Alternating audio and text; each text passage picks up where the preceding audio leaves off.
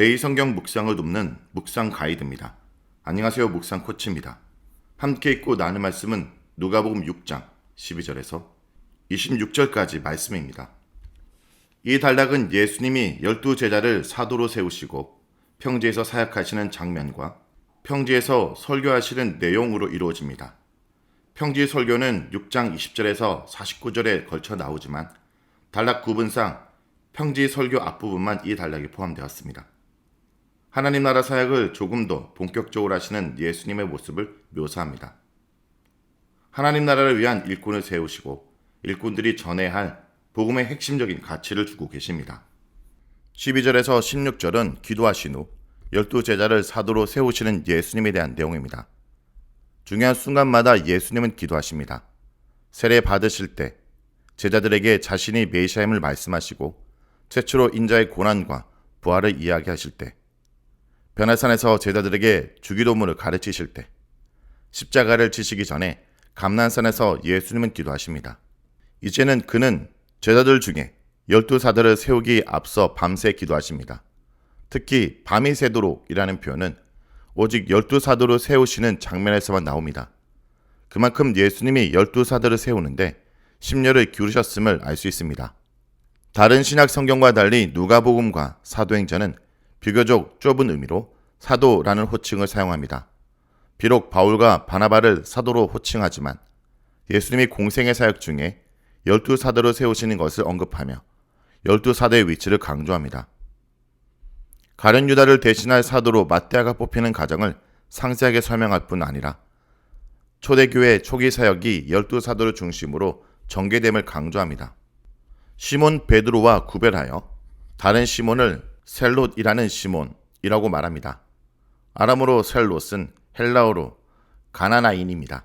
헬롯은 60년대 말에 무장혁명을 시도하던 무리를 가리키는 것으로 보입니다. 따라서 헬롯 시몬은 예수님을 만나기 전에 무장혁명 운동을 꿈꾸던 자였던 것으로 추정됩니다. 결국 예수님의 제자 무리에는 친로마 성향이었던 세리 출신 레이 마태가 있었고 반로마 운동을 했던 셀롯 시몬도 있었습니다. 그들은 자신들의 정치적 성향을 뒤로하고 하나님 나라 운동에 매진하게 됩니다. 17절에서 19절은 병자를 고치고 말씀을 가르치는 예수님에 대한 내용입니다. 예수님께서 기도를 마치시고 사도를 세우신 후 산에서 내려오시자 많은 제자의 무리와 백성들이 예수님을 따랐습니다. 이들은 유대 사방과 예루살렘, 시돈과 두루의 해안으로부터 온 사람들이었습니다. 예수님의 말씀을 듣고 병고침도 얻기 위해서 왔습니다. 더러운 귀신에 고난받은 자들도 예수님에 의해 치유됩니다. 귀신이 더럽다는 뜻은 악하다는 뜻이지만 또한 귀신이나 귀신 들린 사람이 하나님께 가까이 할 수 없는 죄의적 부종과 연관되어 있음을 암시합니다. 예수님은 이들을 치유하여 깨끗하게 하십니다. 그래서 하나님과의 관계가 회복되게 하십니다. 만지다라는 것은 원래 구약에서 죄의적 문맥에서 자주 사용됐던 단어입니다. 누가복음에서 부정한 자와 접촉하는 것은 바리새인들이 예수님을 비난하는 주요한 이유였습니다. 그러나 예수님은 부정한 자와 교제하실 뿐 아니라 병자에게 손을 대서 치유하셨습니다. 본문에서도 예수님이 손을 대시자 능력이 나와 사람들이 치유되고 더러운 귀신이 떠나간다는 것이 암시되어 있습니다. 병든 사람, 그리고 귀신 들린 사람과 접촉하면 부정한 자가 된다는 것이 유대인의 관점이었습니다.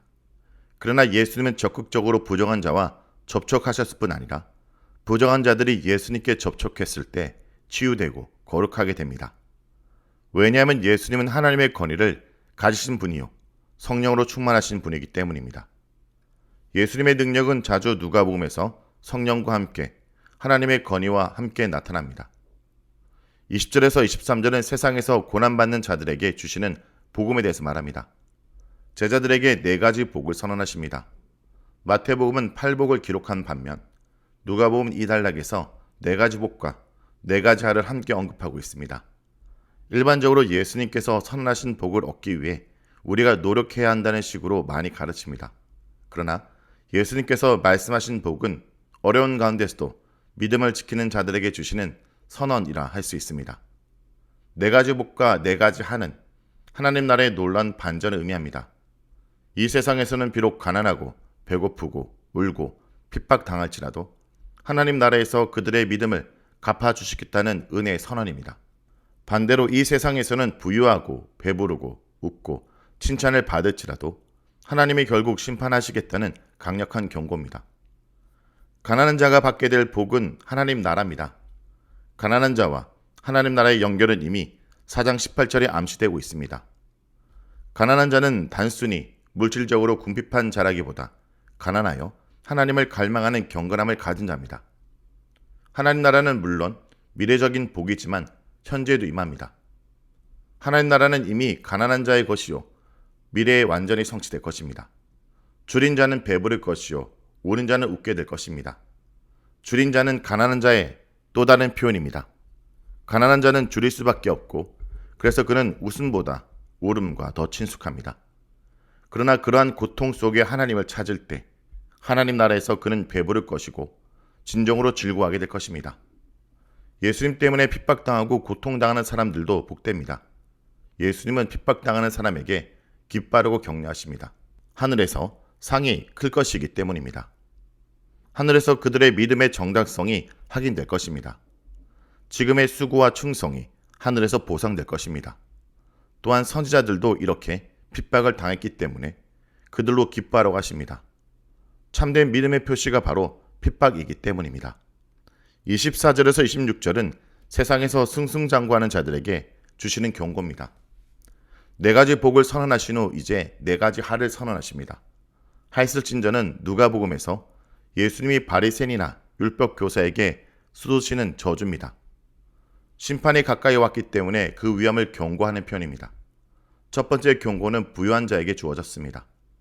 부유한 자에 대한 부정적 시각은 누가복음 전체에서 자명합니다.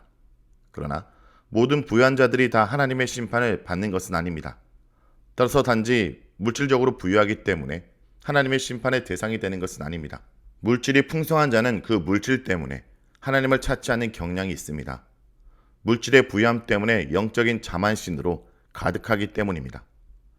그들은 세상에서 이미 위로를 받았습니다. 받다라는 말은 다 받고 영수증까지 써준 상태를 가리킵니다. 그만큼 부유한 자가 하나님께로부터 받을 것이 없다는 말입니다. 또한 하나님 나라에서 배부른 자는 줄일 것이고 지금 웃는 자는 울 것입니다. 배부름과 웃음은 부유한 자들이 이 땅에서 누리는 것들입니다. 이러한 풍족한 삶 때문에 그들은 영적 자만으로 하나님을 찾지 않습니다. 그들에게는 죄에 대한 고민도 진정한 회개도 없습니다. 그래서 그들에게 심판이 올 것입니다. 배고픔과 울음이 그들을 기다립니다. 4번째 경고는 모든 사람들에게 칭찬을 받는 자들에게 주어집니다. 앞서 예수님을 믿는 자들은 예수님의 이름 때문에 핍박을 당한다 했습니다. 그런데 모든 사람들에게 칭찬을 받는다면 그들은 참 믿음으로 살지 않았다는 뜻입니다. 이는 마치 거짓 선지자의 삶과 같습니다. 거짓 선지자들은 사람의 귀에 듣기 좋은 말만 하였습니다. 그래서 그들은 사람들에게서 칭찬을 들었습니다. 하지만 하나님 나라에서는 인정받지 못할 것입니다. 성도 여러분, 예수님의 제자는 세상의 가치관과 다른 삶을 살아야 합니다. 하나님 나라를 위해 가난한 자처럼 살고 영적으로 줄이고 하나님의 뜻을 따라 울며 박해를 받는 삶을 기쁨으로 여겨야 합니다. 여러분은 어떤 삶을 살고 있습니까? 세상의 부와 명예를 쫓고 있지는 않습니까? 예수님의 복과 하의 말씀을 기억하며 하나님 나라 가치를 따라 살아가길 소망합니다. 말씀을 놓고 기도하겠습니다. 주님, 오늘 말씀을 통해 우리 자신의 가치관을 돌아봅니다. 세상이 말하는 성공이 아니라 주님께서 말씀하시는 참된 복을 추구하는 삶을 살게 해 주옵소서. 우리의 연약함에도 불구하고 주님께서 사용하시길 원합니다.